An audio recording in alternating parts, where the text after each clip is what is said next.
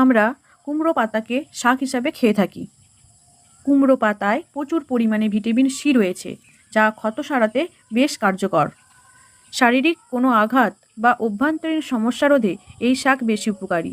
কুমড়োর শাক দাঁত ও হাড় মজবুত করতেও সহায়তা করে।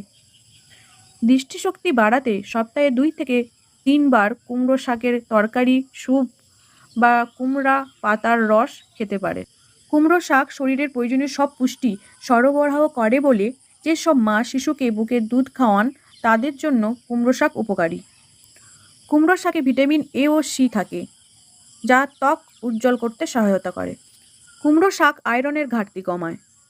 এতে প্রচুর পরিমাণে আয়রন থাকে। এই উপাদানটি দেহের রক্তের অভাব হতে দেয় না।